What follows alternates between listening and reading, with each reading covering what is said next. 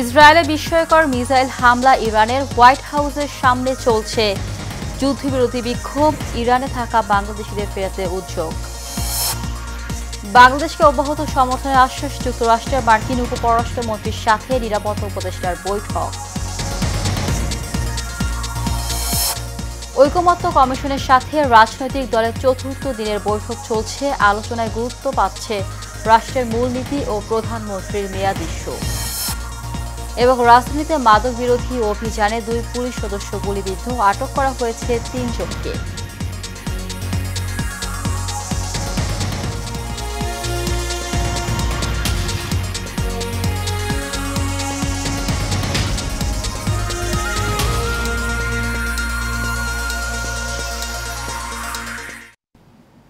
স্বাগত এশিয়ান নিউজে সঙ্গে আছি জেসমিন ইভা শুনছিলেন বিআরবি কেবল ইন্ডাস্ট্রিজ লিমিটেড সংবাদ শিরোনাম এবার জানিয়ে দিব বিস্তারিত ইরান ইসরায়েলের সংঘাতের পরিপ্রেক্ষিতে সেখানে অবস্থানরত বাংলাদেশিদের পাকিস্তান তুরস্ক হয়ে ফেরানো হতে পারে এই লক্ষ্যে সরকার কাজ করছে পররাষ্ট্র মন্ত্রণালয় সূত্র জানায় তেহরান থেকে প্রথমে এসব আটকে পড়া বাংলাদেশিদের স্থল পথে ইরান পাকিস্তান সীমান্তে নেওয়া হতে পারে তারপর এদের পাকিস্তান থেকে আকাশ পথে দুবাই হয়ে ফেরানো হতে পারে বাংলাদেশে এদিকে আরও একটি বিকল্প পথ বিবেচনা করা হচ্ছে সেটা হলো ইরান থেকে তুরস্ক হয়ে বাংলাদেশে ফেরানোর উদ্যোগ ইরান থেকে বাংলাদেশিদের ফেরানোর জন্য তুরস্ক ও পাকিস্তান সরকারের সঙ্গে আলোচনা চলছে ইরানে প্রায় 2000 বাংলাদেশি রয়েছেন এরই মধ্যে তেহরানে 400 বাংলাদেশি আছেন ইরানে তালিকাভুক্ত বাংলাদেশিদের সংখ্যা 672 জন এর মধ্যে শিক্ষার্থী রয়েছেন 66 জন ইতোমধ্যেই 100 জন বাংলাদেশি দূতাবাসের সঙ্গে যোগাযোগ করেছেন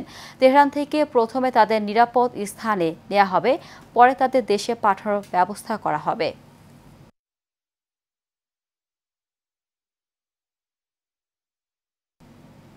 এবার জানাবো দেশের খবর বাংলাদেশের জাতীয় নিরাপত্তা উপদেষ্টা ডক্টর খলিলুর রহমানের সঙ্গে যুক্তরাষ্ট্রের পররাষ্ট্র মন্ত্রণালয়ের ডেপুটি সেক্রেটারি ক্রিস্টোফার ল্যান্ডাউজের সঙ্গে বৈঠক অনুষ্ঠিত হয়েছে দেশটির পররাষ্ট্র দপ্তরে এই বৈঠক অনুষ্ঠিত হয় রোহিঙ্গা সংকট বাংলাদেশ যুক্তরাষ্ট্রের মধ্যে চলমান শুল্ক সংক্রান্ত আলোচনা দক্ষিণ এশিয়ার সাম্প্রতিক পরিস্থিতি এবং বাংলাদেশের গণতান্ত্রিক রূপান্তর নিয়ে আলোচনা হয় যুক্তরাষ্ট্রের পররাষ্ট্র মন্ত্রণালয়ের ডেপুটি সেক্রেটারি ক্রিস্টোফার ল্যান্ডাও বাংলাদেশের প্রধান উপদেষ্টা অধ্যাপক মোহাম্মদ ইউনূসের নেতৃত্বে প্রশংসা করেন এবং বাংলাদেশের প্রতি যুক্তরাষ্ট্রের অব্যাহত সমর্থনের আশ্বাস পুনর্ব্যক্ত করেন ডক্টর খলিলুর রহমান পরবর্তীতে বাণিজ্য বেন্ডেল লিঞ্চের সঙ্গেও সাক্ষাৎ করেন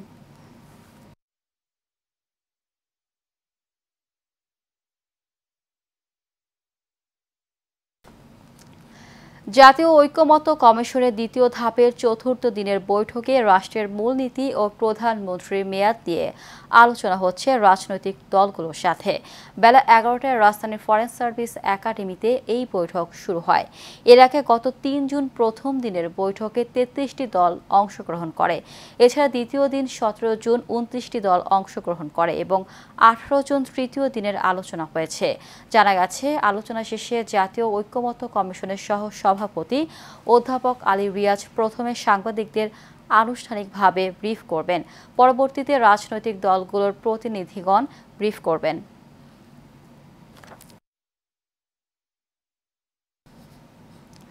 ঢাকার পল্টন এলাকায় মাদক বিরোধী অভিযানে গিয়ে গুলিবিদ্ধ হয়েছেন গোয়েন্দা পুলিশের 2 সদস্য বুধবার রাতে 1:45টার দিকে কেন্দ্রীয় পুলিশ হাসপাতালের বিপরীত পাশের সড়কে একটি প্রাইভেট কার থামার নির্দেশ দিলে আরোহীরা গুলি ছোড়ে বলে পুলিশের ভাষ্য এ সময় এএসআই আতিক হাসানের পেটের বাঁ পাশে এবং কনস্টেবল সুজনের বাঁ পায়ের হাঁটুতে গুলি লাগে পরে রাত 2:30টার দিকে তাদের ঢাকা মেডিকেল কলেজ হাসপাতালে নেওয়া হয় তারা বর্তমানে সেখানেই চিকিৎসাধীন ডিবি লালবাগ বিভাগের সিনিয়র সহকারী কমিশনার এনায়েত কবির শোয়েব বলেন মাদক কারবারিদের তথ্য পেয়ে অভিযানে গেলে সড়কে একটি প্রাইভেট কার থামার সিগন্যাল দেওয়া হয় এ সময় প্রাইভেট কারের ভেতর থেকে গুলি ছুড়লে আমাদের 2 জন গুলিবিদ্ধ হয় ঘটনাস্থল থেকে প্রাইভেট কারটি জব্দ করার পাশাপাশি 3 জনকে আটক করা হয়েছে বলে জানান তিনি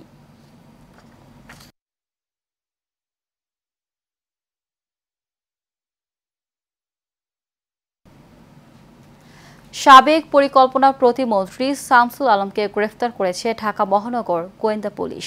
বুধবার রাতে তাকে রাজধানীর মোহাম্মদপুর থেকে গ্রেফতার করেছে ডিবি।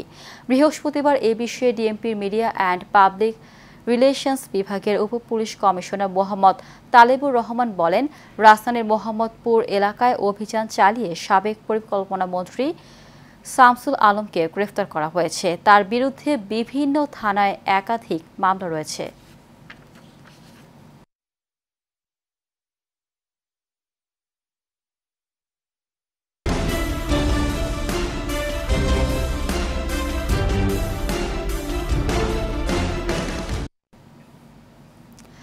নারায়ণগঞ্জ ডিএনডির জলাবদ্ধতা নিরসনে সেনাবাহিনী কর্তৃক ১৩০০ কোটি টাকার প্রকল্পের কাজ শেষ, কিন্তু ফতুল্লা কুতুবপুরের ২টি ইউনিয়নের প্রায় ১৫ বর্গ কিলোমিটার এলাকায় প্রায় ১০ লাখ বাসিন্দা ভয়াবহ জলাবদ্ধতার ভুক্তভোগী হচ্ছেন।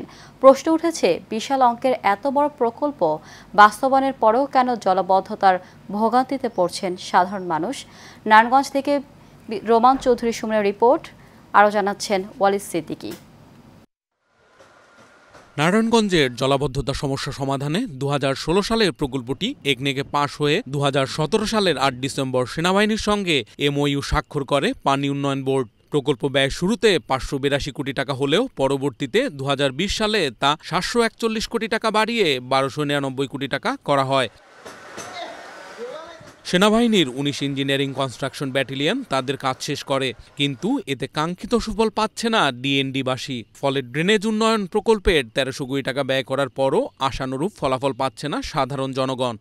কিছু খাল কিছু গর্ত আছে, এই গর্ত, এরপর আবার পাশে ড্রেনে অনেক ড্রাইভার হলো নতুন, এদিক দিয়ে চলাফেরা করার কারণে তারা প্রতিনিয়ত অ্যাক্সিডেন্ট এই যে হচ্ছে। প্রজেক্টের যে কাজটা হয়েছে এই কাজটার সুফল আমরা পাইনি। পানিতে ডুবেই মানুষ মরতে আছে, যেভাবে ঘর বাড়িতে কোমর সমান পানি থাকা, অনেক পরিশ্রম, মানুষের অনেক কষ্ট করে সারাদিন কাজ করেই ক্লান্তভাবে থাকে, ঘরে পানি ইসে থাকা লাগে, এই পরিস্থিতি আমরা আছি।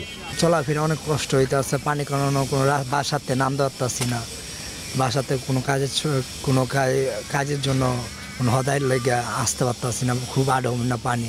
এই যে পানির অবস্থার কারণে মানুষের পায়ে হাতে পায়ে ঘা, তারপরে চলাচলের ব্যবস্থা মানুষ করতে পারে না।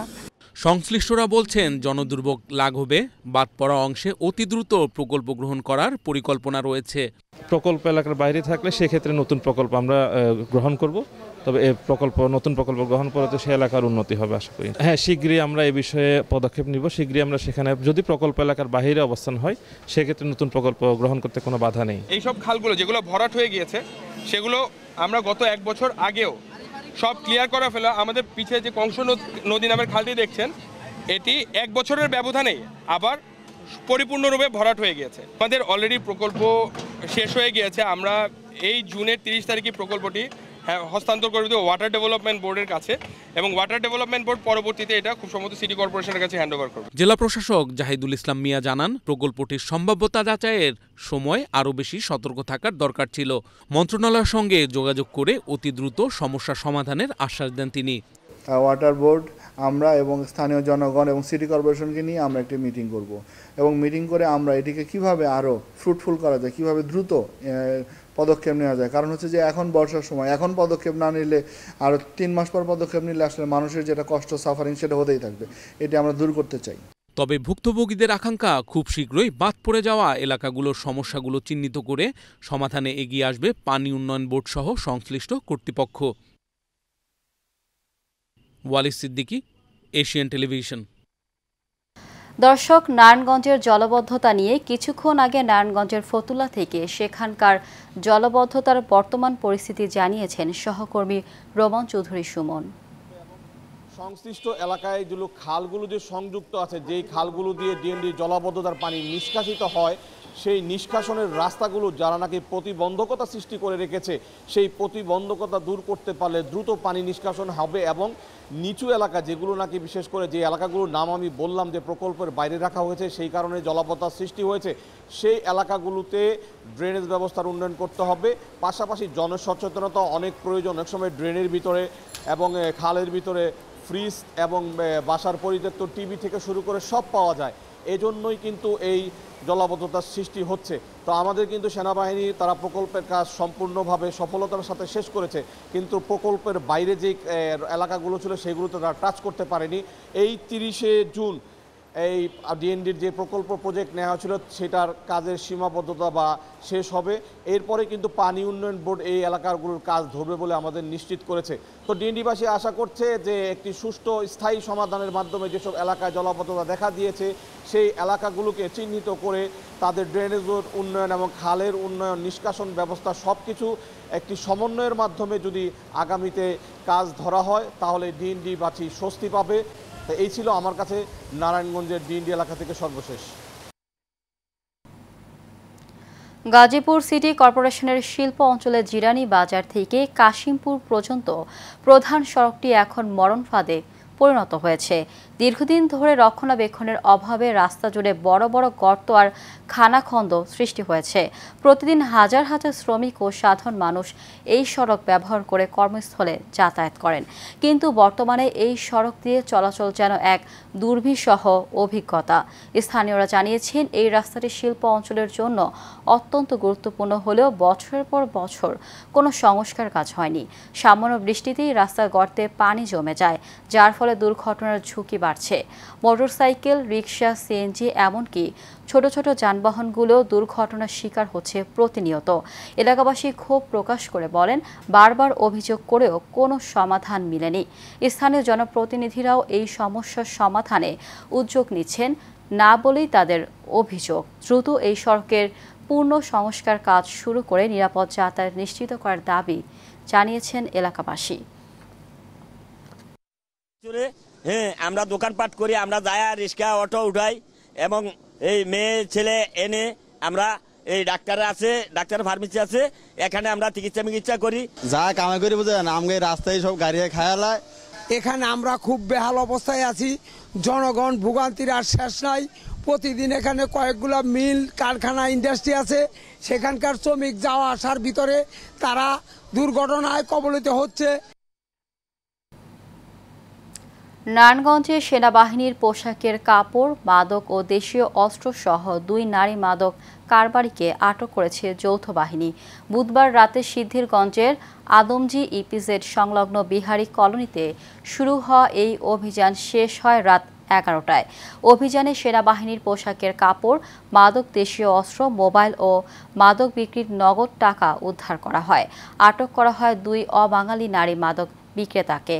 আটককৃতরা হলো বিহারি কলোনির গফুর ভান্ডারের স্ত্রী আয়েশা এবং একই এলাকার মোস্তফার স্ত্রী ফারজানা। পুলিশ জানায়, দীর্ঘদিন যাবৎ সিদ্ধিরগঞ্জের বিভিন্ন এলাকাগুলোতে মাদক বিক্রি করে আসছিল বলে গোপন সংবাদের ভিত্তিতে বিহারি কলোনিতে অভিযান পরিচালনা করা হয়। শেষ করব এশিয়ান নিউজ। তার আগে বিআরবি কেবল ইন্ডাস্ট্রিজ লিমিটেড সংবাদ শিরোনামগুলো জানিয়ে দিব আরও একবার।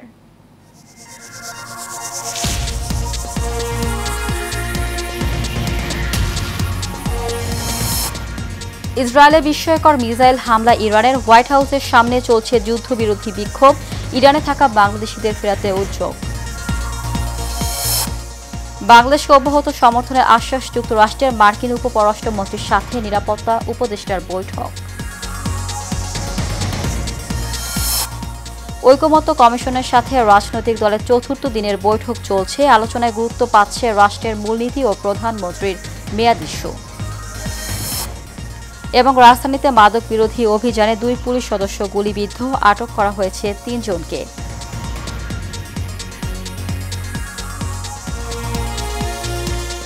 এশিয়া নিউজের পর্যন্ত আমাদের পরবর্তী সংবাদ দেখার আমন্ত্রণ জানিয়ে বিদায় নিচ্ছি। ধন্যবাদ সবাইকে।